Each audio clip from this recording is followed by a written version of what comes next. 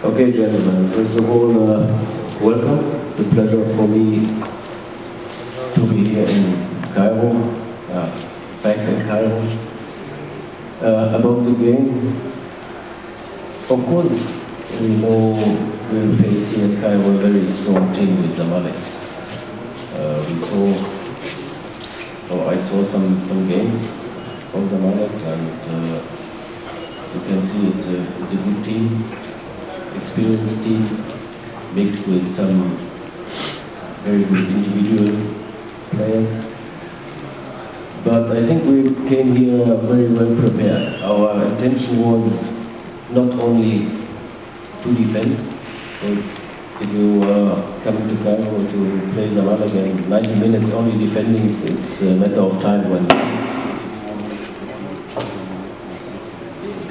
Okay, so I start again. Okay. وطبعا بيرحب بيكم وبيقول لكم طبعا هو مره ثانيه هنا في مصر موجود قبل كده. هو اتفرج على نادي الزمالك الماتشات ليه الفتره اللي فاتت، وهو بيقول ان نادي الزمالك عنده فرقه كويسه وافراد كويسين جدا، وهو ما كانش جاي هنا عشان يدافع، هو كان عامل اعداده كويس قبل ما يجي هنا، وبالتالي هو جاي هنا كان عشان يعمل نتيجه يعني. Also, if we have a chance to attack time by time, and هو كان طبعا مش جاي عشان يدافع بس، هو كان عنده فرصه كمان ان هو يجي هنا عشان يهاجم من وقت لاخر، اللي هو جات له فرصه ان هو يهاجم بشكل كويس، كان ممكن يهاجم بشكل كويس. And I think we did it quite well. If I remember, first half we had a big chance to score. Also in the second half a big one. Before at least we score 1-0. طبعا في نهايه الشوط الاول كان اتاح له اكثر من فرصه ان هو يسجل، ولكن الشوط الثاني هو سجل واحده بس. Of course, Zamalek also had a chance to score, and they had more ball possession than us, but that's what we expected. ده طبعا بالتاكيد كان الزمالك عنده فرص كتير كمان للتسجيل، ولكن استحواذ الزمالك على الكره كتير ما كانش ليه فرصه ان هو يسجل. For my opinion, in the end, altogether, في النهايه يعني this 1-1 is okay. It's for us a good result. نتيجه 1-1 بالنسبه له نتيجه كويسه. But yeah, there's a second game in Addis. الماتش الثاني في أديس أبابا. And I think it will be also a very difficult game for both sides. أعتقد برضه إن الماتش الثاني في أديس أبابا هيبقى ماتش صعب برضه على الفريقين. But for the moment, I'm very happy and very proud of my players. لكن في اللحظة دي طبعا هو سعيد وبيشكر لعيبته. And I think also we give a good impression about not only about our club St. George, but also for the Ethiopian football. هو طبعا بيقول ان هو في النهايه ادى انطباع كويس مش عشان فريق سان جورج بس، عشان الكره الاثيوبيه، يعني ادى انطباع كويس عن الكره الاثيوبيه. شكرا. Everything. قبل اي حاجه I know you take the habit to see Zamalek play good all the time. طبعا اتعودتوا ان انتوا تشوفوا الزمالك play good football. بيشتغل كويس وبيعمل ماتشات كويسه. But as Mr. Kruger has speak very well, زي ما مستر كروجر قال they come here very well organized. هو جاي هنا منظم They جدا. create so many difficulties for us, and the proof is not St. George draw with Zamalek draw with St. George. This is the truth. الصحيح ان مش سان جورج اللي تعادل مع الزمالك، ده الزمالك اللي تعادل مع سان جورج، يعني هم اللي كانوا متقدمين واحنا اللي تعادلنا. Since I'm coaching this team, من ساعه ما كان هو مدرب الفرقه. we have to recognize today we play a very bad match. طبعا very bad. لازم نعترف ان احنا النهارده لعبنا ماتش سيء جدا جدا جدا. According to our level we used to play. المستوى اللي احنا بنلعب بيه. Of course, we wasn't alone in the field. We faced another team with a good organization. احنا ما كناش لوحدنا في الملعب، احنا واجهنا فرقه منظمه جدا بتلعب بشكل كويس وخطه كويسه. And our team has so many difficulties to broke the strategy of this team. الفرقه بتاعتنا قابلت صعاب كتير في ان هي تكسر I think when we tried to take the match in our hands, it was around 18-20 minutes before the end. It was too late. لما احنا حاولنا نمسك الماتش تاني ونسترجع الماتش تاني كان في الاخر 18-20 دقيقة. كان متأخر جدا. We are not used our brains as we have to use. شغلناش عقولنا كويس زي ما بنشغلها. We was stressing to change the result. واحنا كنا طبعا مضغوطين عشان نغير النتيجة. When we are stressing like that. واحنا لما اللاعب يكون مضغوط او الفرقة لما تكون مضغوطة. The tendency is to make more mistakes than. طبعا الأخطاء بتزيد وأنت تحت الضغط بالشكل دوت، الأخطاء طبعا بتزيد. I'm not going to come inside any polemic with any of you. Because I know many of you waiting for this day today. I recognize we play bad. I'm not going to get my head hot with any one of you.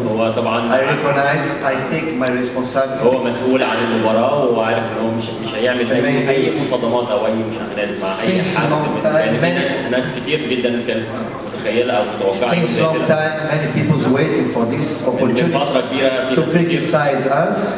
من فترة كبيرة في ناس مستنية يوم زي But this is a football. لكن هي دي كورة. We have to recognize. We didn't play well. إحنا لازم نعترف إن إحنا ما لعبناش. But there is a second match. في ماتش تاني. Advantage one goal be or not. Football deciding inside the field as you have seen today. Play that St. George. في مباراة تانية. They have a chance to score more. ماتشات بتتكرر في الملعب مش بالنتائج بره او جوه، الماتش في ماتش تاني هيتكرر برضه في نتيجة تانية، واحنا علينا ان احنا مش معنى ان في نتيجة هنا اتعملت في ماتش تاني بس برضه هيتكرر في نتيجة تانية. زي ما احنا بنلعب كل وقت وكل يوم. There is a mistake. The mistakes we are going to correct. الأخطاء اللي احنا وقعنا فيها طبعا هنصححها. This is normal because طبيعي. Everybody is a human being. Everybody makes mistakes. كلنا بشر. We cannot be good all the time. مش ممكن نكون كويسين على طول في حياتنا كلها، مش ممكن نكون كويسين على طول. And the responsibility is mine. It's not from the players because I'm the coach. المسؤولية هو مسؤول عنها، هو الكوتش مش لعيبته، أنا هو المسؤول عن النتيجة. I'm not going to answer any question. You ask me why you don't put this one, why you put this one, because the coach is me. You keep your opinion to you. هيجاوب على أي أسئلة اللي هي تقول له keep your opinion to you. وما حطيتش فلان وما شلتش I recognize already هو المسؤول، هو الكوتش. The choice, who go in, who go out, this is my decision. الاختيارات مين يطلع مين يخش مين يطلع، اختياراتكم You have your opinion, I respect, but you have to respect to my choice. طبعا بيحترم آرائكم ويحترم اختياراتكم، ولكن هو كمان لابد ان انتوا تحترموا. No polemic with me, no chance. I'm sorry. Thank you very much. Zamalek played a better football, I don't know.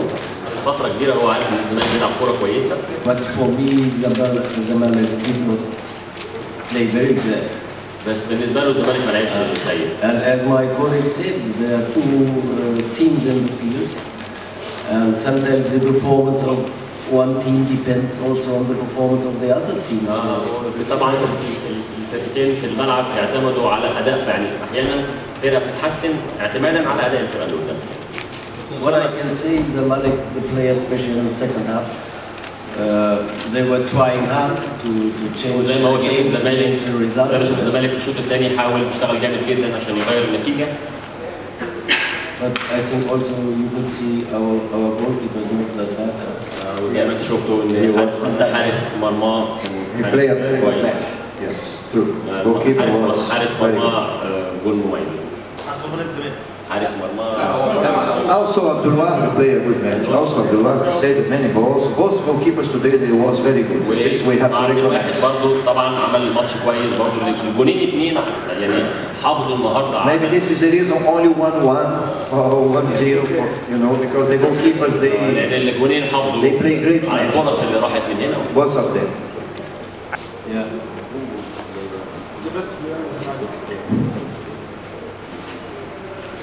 I don't like this kind of question because football is a team sport.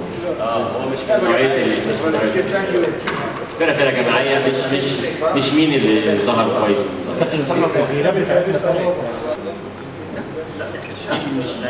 I have a group. I work with a group. بشتغل مع مجموعة. Today, my group of substitute players, I try to put more offensive players because I was expecting a difficult match. الاحتياطي اللي كان موجود بتاعنا هم لعيبة هجوميين أكتر، لأن احنا كنا عايزين نشتغل على ماتش هجومي. In case of difficult, I have some spare players to replace to continuous offensive. It was the way. يعني هو اللعيبه اللي كانت موجوده بره كانت بتطلع عشان الحته الهجوميه اكتر. But we have to recognize we are not playing good today. لكن لازم نعترف ان احنا ما لعبناش. We كويس. We cannot lie. We are not playing good. We are not playing good. We take the responsibility. That's all. احنا next game we see. مش هنكذب. It's the football. احنا ما لعبناش كويس وده طبيعي. I'm not going to say فلان was bad. No, all of us we was bad. مش هيتكلم يقول فلان كان كويس فلان كان وحش. احنا كلنا وحشين. كلنا كان وحشين. Even us staff. حتى احنا الجهاز وحشين. كابتن سامع عايز تسال سؤال. في جماهير كان قبول جماهير النهارده اثر على الفريق شويه تعب شويه. Thank you. You see, I don't know how many matches we play without fans, and we play very good. I cannot give this excuse. It's not an excuse for us.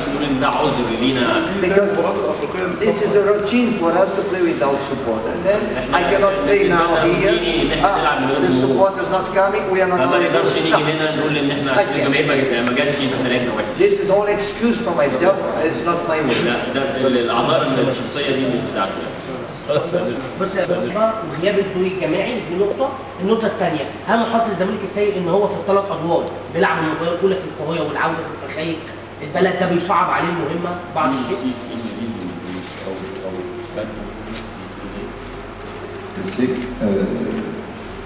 We cannot find the reason. We have to assume the reason. Understand?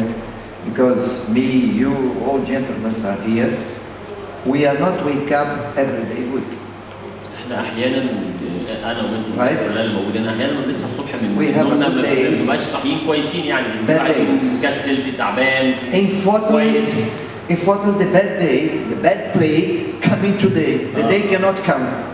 هو المشكله في ان اليوم السيء او يومنا الدي اوف بتاعنا جه في يوم زي ده. But I'm not going to put the responsibility over to my players. لكن هو مش هيحمل مسؤوليه اللعيبه. If you want to criticize anyone, you have to criticize me. لو انتوا عايزين تحملوا حد because the responsibility is mine. حملوه هو المسؤول. We are not playing good. احنا ما لعبناش كويس هو ده. That's it.